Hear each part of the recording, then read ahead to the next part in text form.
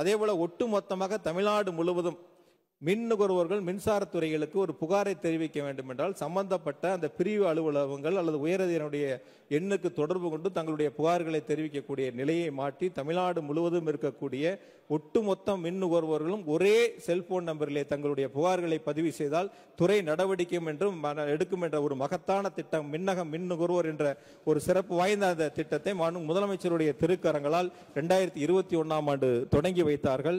இந்த 4 ஆண்டுகளில் 33,80,807 புகார்கள் மின்னகம் மூலமாக பெறப்பட்டு 33,74,801 புகார்களுக்கு தீர்வு காணப்பட்டு ஏறத்தாழ 99.82% புகார்களுக்கு உடனடியாக தீர்வுகள் காணப்பட்டிருக்கின்றன.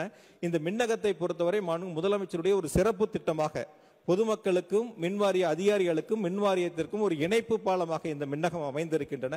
தமிழ்நாட்டில் இருக்கக்கூடிய மக்கள் மின்துறை சார்ந்த உங்களுடைய இந்த மீட்டர் சம்பந்தமா இந்த மின்னகத்தில் புகார் தெரிவிக்கப்பட்டால் கூட உடனடியாக இருக்கக்கூடிய அதிகாரிகள் வந்து அந்த பணியை செய்து கொடுப்பார்கள். குறிப்பாக மின்னகத்தினுடைய தலைமை அலுவலகத்தில் ஒரு ஷிப்டுக்கு 65 பேர், மொத்தம் 3 ஷிப்ட் அதில் பணியாற்றுறாங்க.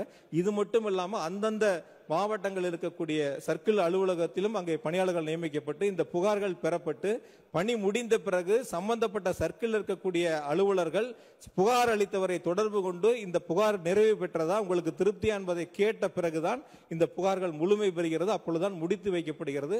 எனவே தமிழ்நாடு முழுவதும் மின்சாரம் சார்ந்த மின்வாரியம் சார்ந்த புகார்கள் இருந்தால் மின்னகத்துடைய எண்ணிற்கு தொடர்பு கொண்டு தெரிவித்தால் விரைந்து நடவடிக்கை எடுப்பதற்கு வாய்ப்பாக முதலமைச்சர்கள் மின்னகத்தை உருவாக்கி தந்திருக்கின்றார்கள்.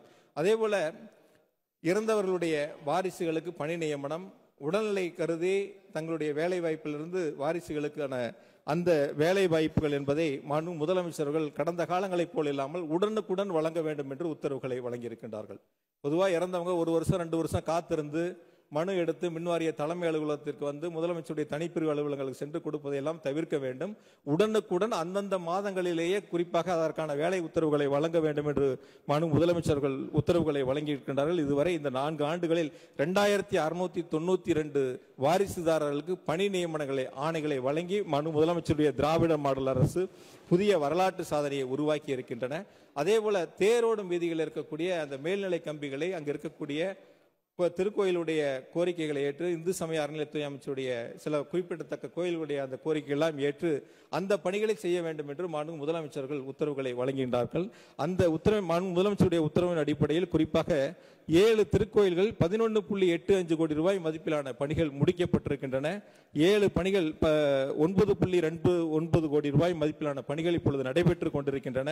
அதே போல 7 பணிகள் 21.28 கோடி மதிப்பிலான பணிகள் ஆரம்பிக்கப்பட வேண்டும். ஒட்டுமொத்தமாக ஏறத்தாழ 23.61 கோடி மதிப்பில் 12 பணிகள் இப்பொழுது எடுத்துக்கொள்ளப்பட்டிருக்கின்றன. ஒட்டுமொத்தமாக 33 பணிகள் 65.96 கோடி மதிப்பில் 4 ஆண்டுகளில் குறிப்பாக 33 பணிகள் எடுத்துக்கொள்ளப்பட்டு இதுதான் மின்வாரியத்தினுடைய வரலாற்றில் 4 ஆண்டுகளில் அதிகமாக தேரோடும் வீதிகளில் மேல்நிலை கம்பிகளை புதைவடங்களாக மாற்றுவதற்காக எடுத்துக்கொள்ளப்பட்ட அதிகபட்ச பணிகளாகும். இந்த மீதம் இருக்கக்கூடிய பணிகளையும் விரைவாக முடித்திட வேண்டும் என்று துறைக்கு முதலமைச்சர்கள் உத்தரவுகளை வழங்கியிருக்கின்றார்கள்.